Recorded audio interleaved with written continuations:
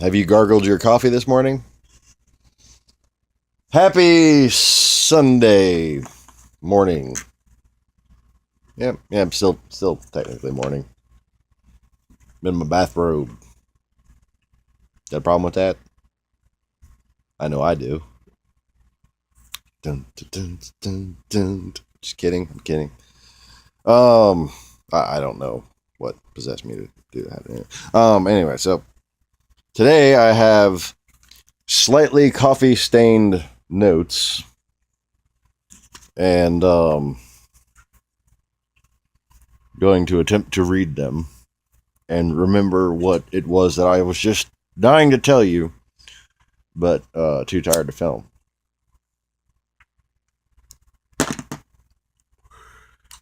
So, the first thing on the agenda is draining of the swamp. Okay? I think SNL had a nice little bit on that kind of said it, but you can go see that for yourself. What I want to talk about is this foreclosure king, Mr. Munchkin. He does not represent the Lollipop Guild. Okay, that's not in the notes. That's called ad-libbing. You know, it's what I do because I'm a moron.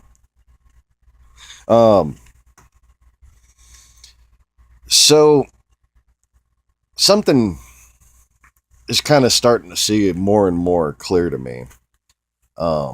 Aside from Vladimir Putin's obvious influence here, what we have is an investment plan on the part of a Goldman Sachs. Okay? And that investment plan, while Democrats work with individuals in Goldman Sachs is, not one person. It's not one set of ideas. Okay? And there have been people in and out of Goldman Sachs who don't share the company motto. And that's where you get Obama's pick from. But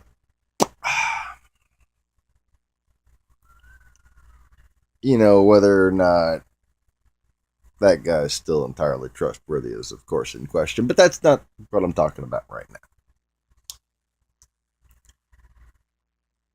What we have here is a plan. A very clear-cut, objective-based plan on the part of Goldman Sachs elders or leadership or consensus or, some form of opinion from what seems to be Goldman Sachs, clearly based on the pattern of both this person being appointed Treasury Secretary, who was known as the foreclosure king, basically made his money off of foreclosing on people, reverse mortgages, elderly people, that kind of thing. And frankly, I think it should be illegal to have a profit-based model that depends on foreclosure. I mean, that's heinous. You're really if you were facing a king of old, you would be guilty of racketeering to subvert the civil discourse. Like you'd be guilty of organized crime against the country. But anyways. And that's who, Mr. Drain the Swamp just put in fucking charge of the Treasury. Isn't that special? So, oh boy, 14% battery left. So let me move on with this crap. So, what you didn't probably realize is that Stephen Bannon, Mr. Breitbart, before he was at Breitbart, he was at Goldman Sachs too. So this whole vast right-wing conspiracy thing seems to be based around Goldman Sachs. So,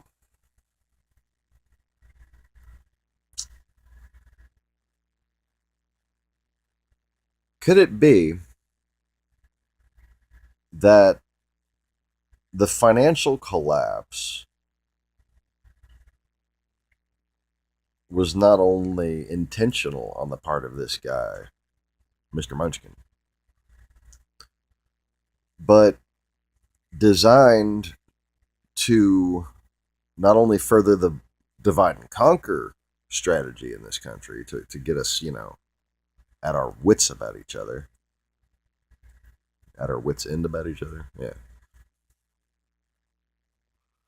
But it seems to me that they had a very specific plan to cause Obama to fail, to indict Hillary Clinton before she even got to run, to basically set up everything to where they could retake the White House and put everything just the way it was before this collapse. You see, these people made money off of the collapse. And if they caused it all to collapse again, guess what? They'd make more fucking money, wouldn't they? Especially if they were the one pulling the strings at the top. And oh my god, wielding so much more direct power, more corrupt power, and foreign cooperative power with the KGB than the Bush administration ever did. I mean, we had a hollow economy during the Bush administration. We're about to have a command economy. And, democracy's better, capitalism works. Works best under Democrats who restrain it. Anyways. So, the whole Bannon Goldman Sachs plan to keep Democrats from regulating Goldman Sachs. That's a large part of what this was. And speaking of figuring things out, I saw that they had a video game.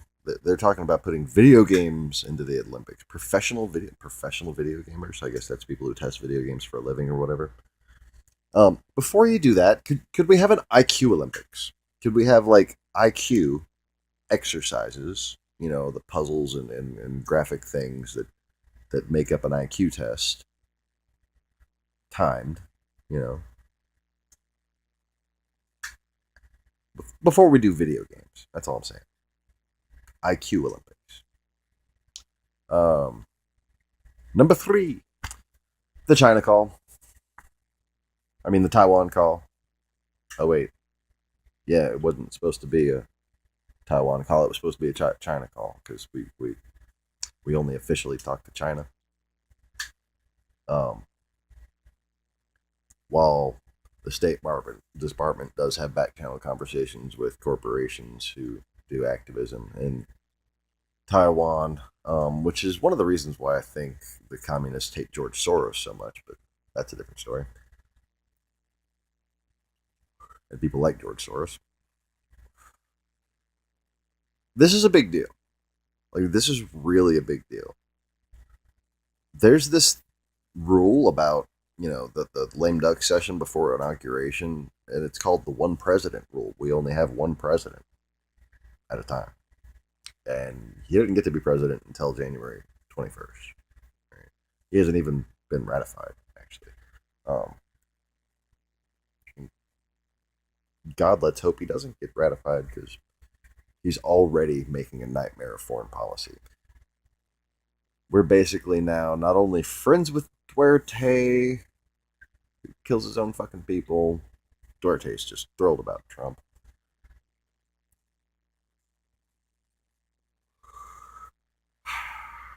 But now we have this little setup going on with Taiwan.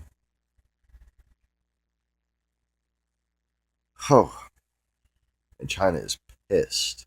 Okay, make no mistake about it. China sees what he's done, and they've decided, oh, looks like we're going to have a trade war. Okay. All right. So I have an idea for government stimulus. Just because I had an idea. We do infrastructure, right? That's great. You want to keep a lot of manufacturing jobs in this country? Do vehicle restoration stimulus.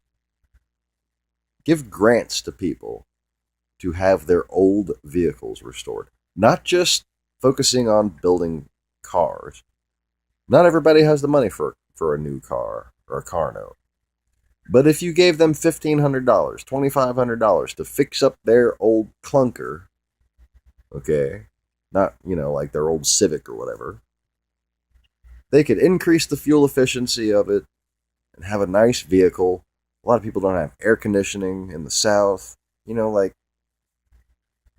what it would do is empower not only local mechanics, local service industries, but it would stimulate the parts producing economy, local auto parts stores, and you could stipulate American manufactured products, because there are American manufactured replacements to, like, your AC compressor, your fan, your blower motor, your condenser, your evaporator, most of your ignition system. In a Honda, in a Japanese car, you can do a lot of restoration with American parts only. Okay.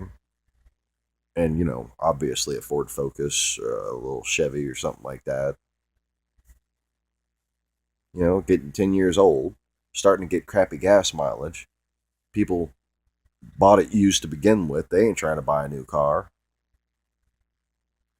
They're left behind. They're forgotten about. And all this shit about the really rich white people disenfranchised? No. The most disenfranchised people in this country are the Democratic minded people, the people who would vote Democratic, stuck in the red states like Louisiana. People in Baton Rouge, people in New Orleans. They just don't bother voting because they don't even feel like their votes get counted. Anyway. So, and it ain't immigrants. Not around here. Well, unless you count the white people.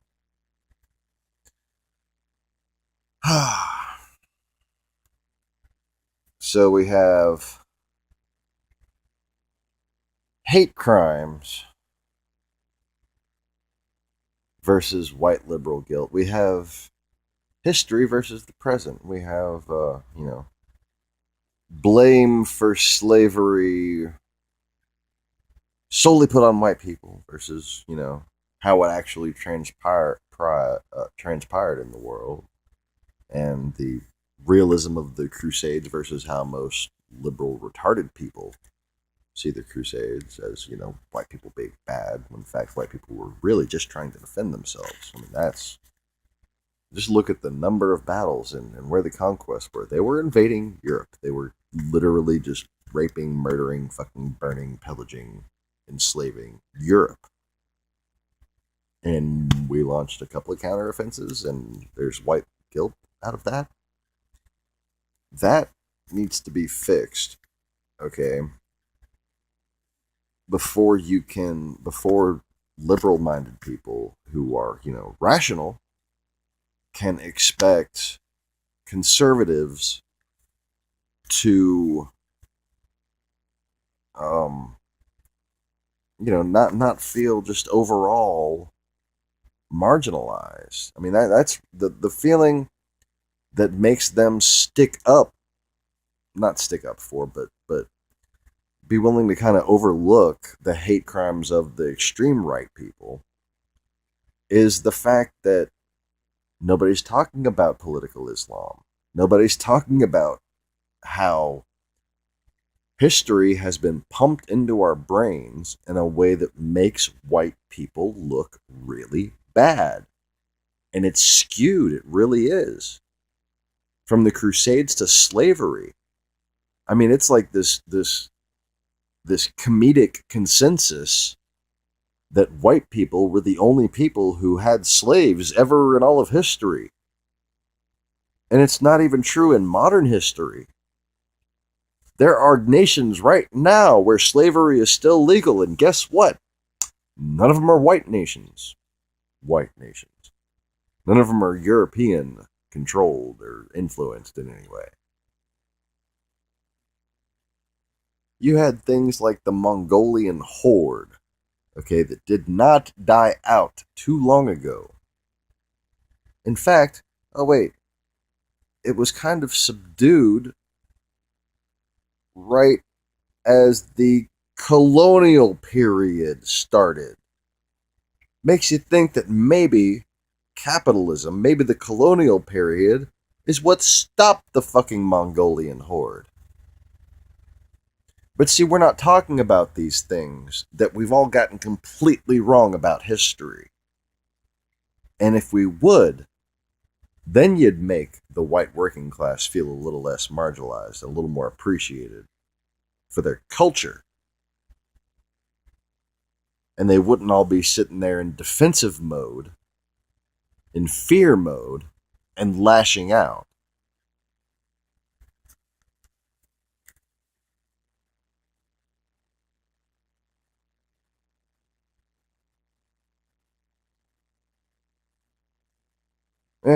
That's the last part of the minutes. Let me just get back up to the middle there. Before I run out of battery, I'm going to talk about, government stimulus. Let's talk about defense acquisition. Okay. Now, I've been watching interviews with Pentagon employees. Okay, one in particular was the guy in charge of acquisitions. All right. And what they're doing, what the Trump the Trump-elect administration, whatever, is proposing to do is to make a change that would separate the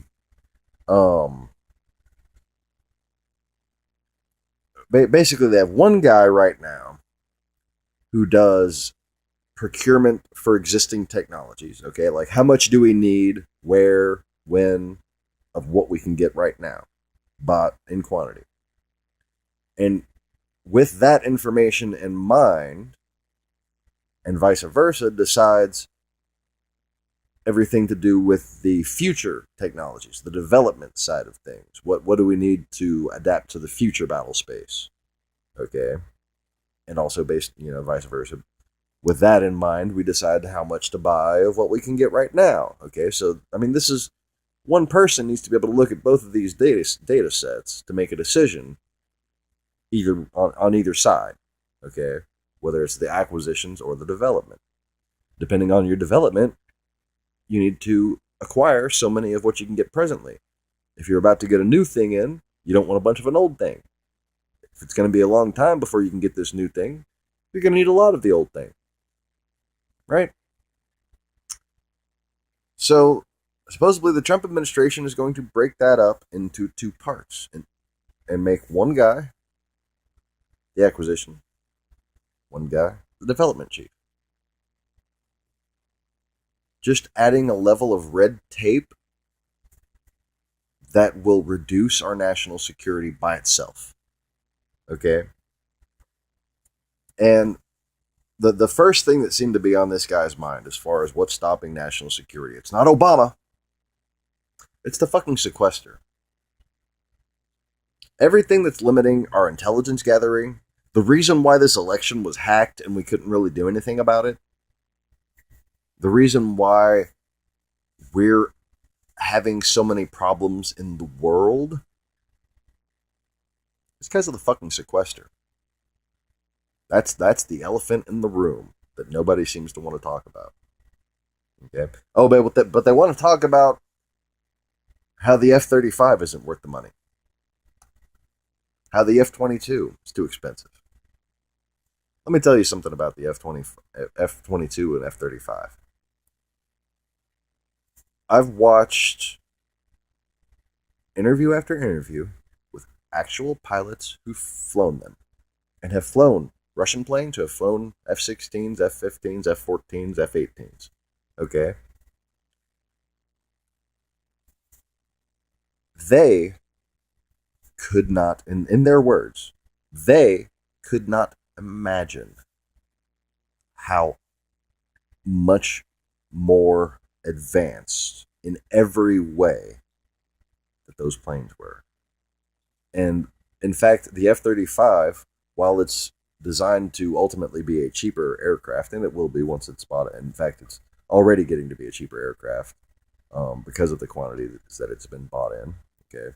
The price has gone down as promised. Um, and I think it's like 40 or 50 million cheaper than an F-22. But it has a more advanced sensor array and better front on stealth capability. All right. Obviously, the F-22 has better all around stealth capability because of the way those rear thrust vectors work. They can basically just glide for a second if they need to, like but the F-35, okay. Let's compare to see if they're worth the money. The F-35 costs between 10 and 20% more than its competing aircraft, some of which aren't even in production yet and only have proposed costs. And this includes the Japanese J-20, the Russian T-50, and MiG-35. Okay? These planes, while they look stealthy, especially the J-20, they are nothing compared to the F-35, and definitely don't even come close to the F-22. And here's why.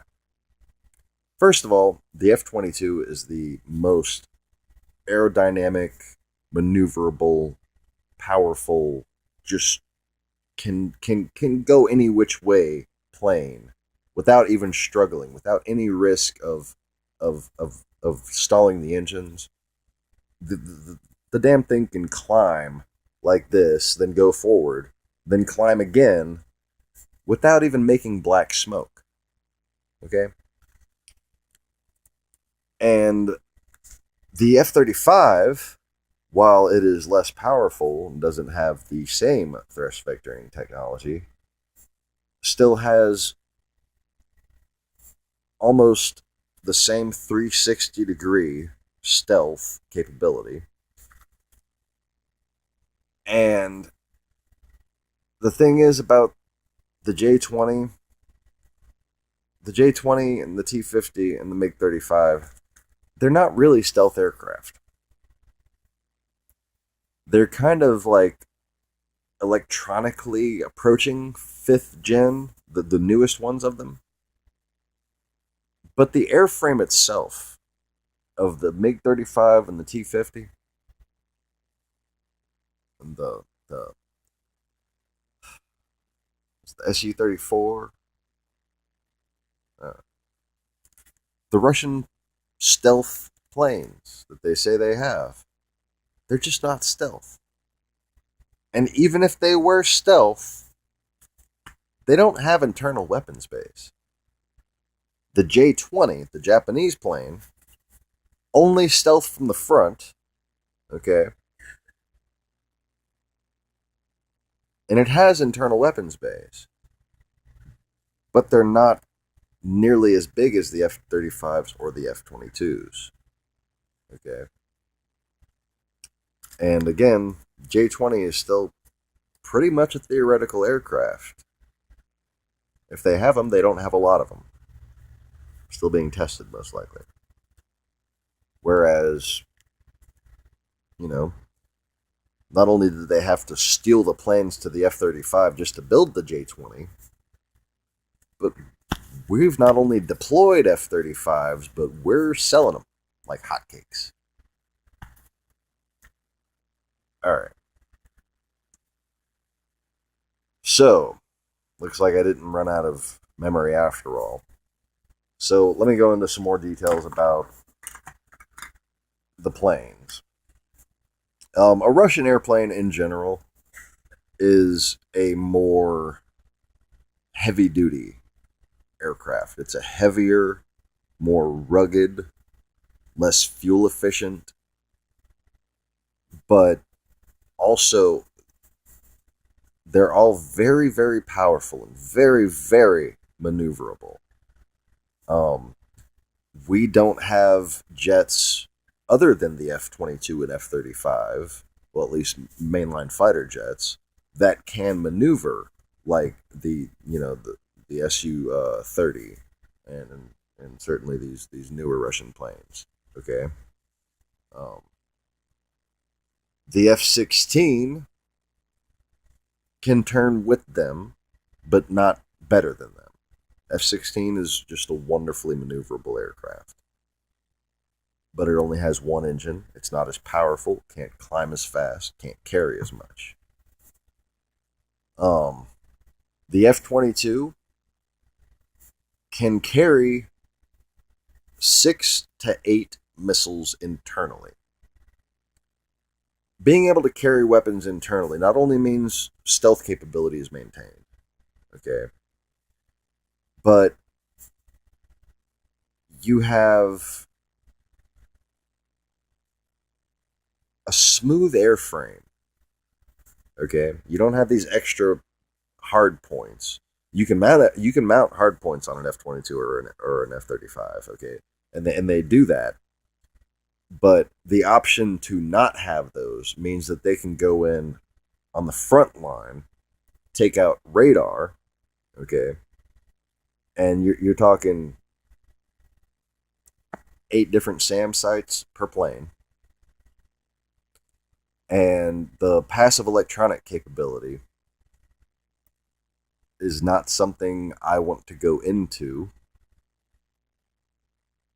for obvious reasons. But there is no reason why anybody should feel any sense of confidence, let alone overconfidence, when facing off against an F 35. Okay? And I know exactly what type of sensors Russian type planes would like to rely on to be able to spot the F 35. Might as well just flick on your bell, son. It's going to have the same effect. And there I go, just saying more than I wanted to say. Man. Oh well. I would think that Russian officers, intelligence would have figured this out by now. Whether or not they would bother telling their pilots is a whole different story. Oh, yeah. Go face off against the Americans. You'll be fine. Don't get it twisted. Just because we're more restrained, less assholish, doesn't mean we're scared of shit.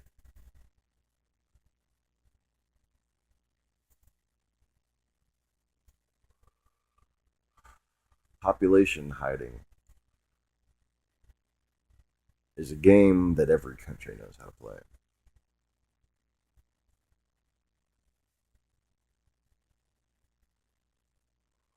But the fact of the matter is,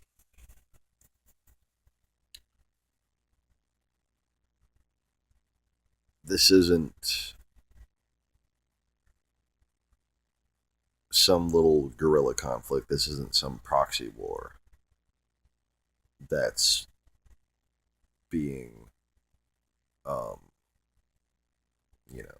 challenged or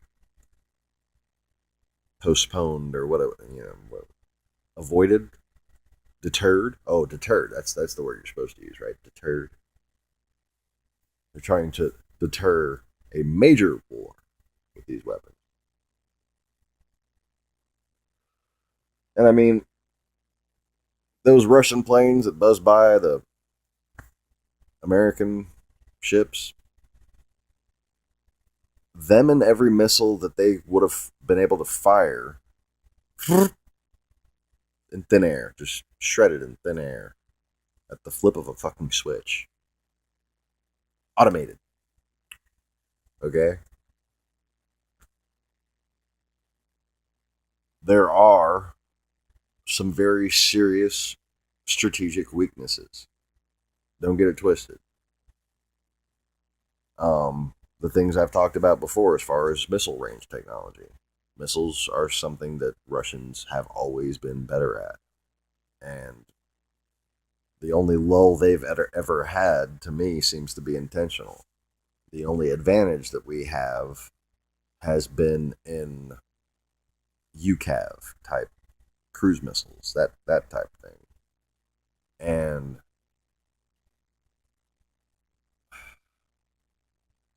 it seems as though our only advantage remaining in that is experience and production capability, because they've after we developed ours, we signed a treaty, and they backed out of the treaty so they could develop some of their own, and that was in 2006. So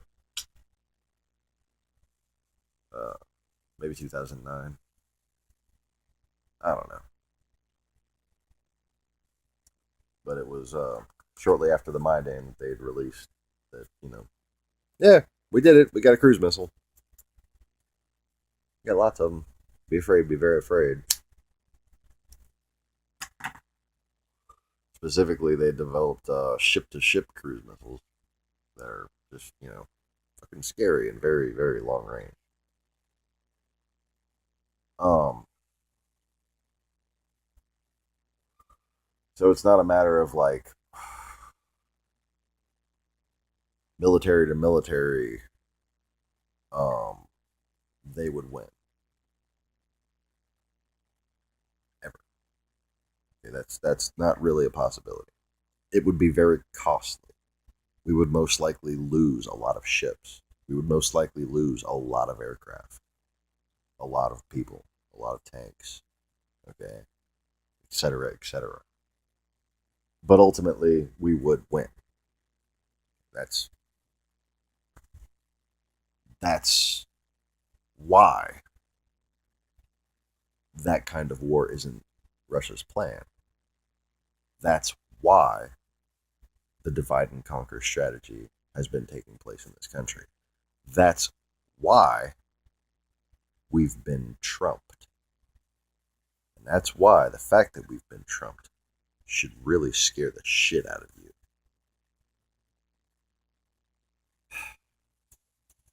And, I'm don't like being a fearmonger, but shit's falling apart, people. It's not good. Very sad. Wrong.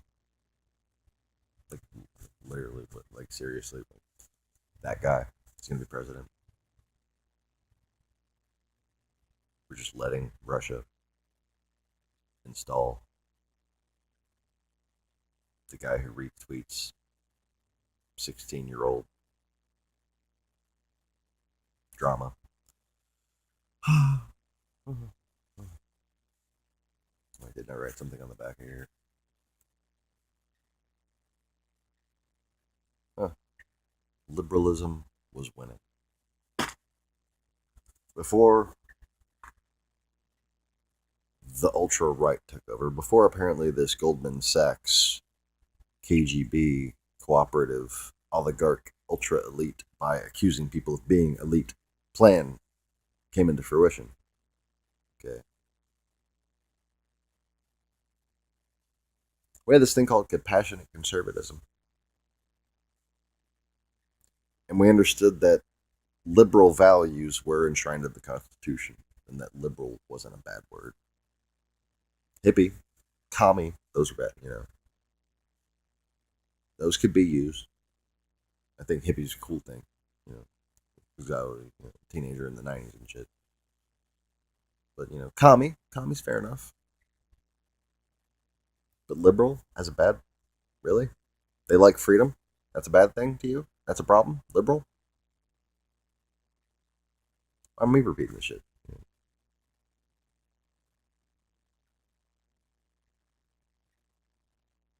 Well, we got to get control of ourselves as a nation again.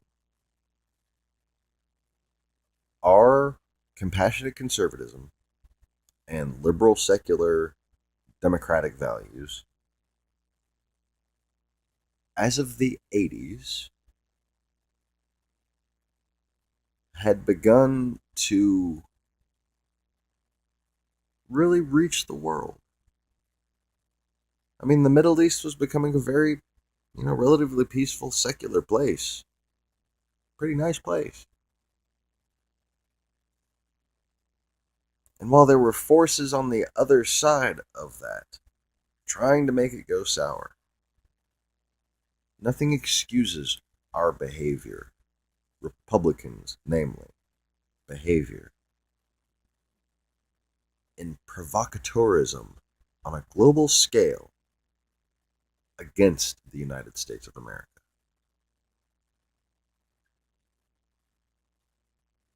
You want to win in manufacturing? Stop pissing off our clients.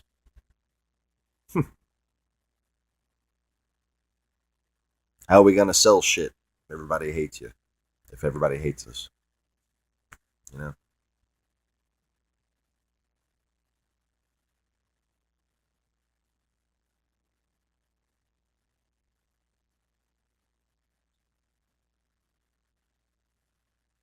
Like, just, uh,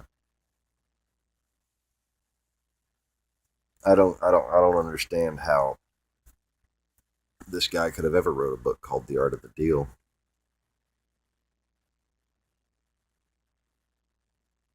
It's just he's just a perfect example of corruption and being born with a silver spoon in your mouth goes a long fucking way.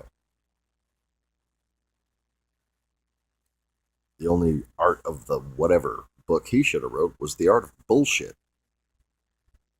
Seems to be very good at that. But deal making, actual deal making, no, I don't see it. I've made a few covenants in my day. Hmm. On that bombshell.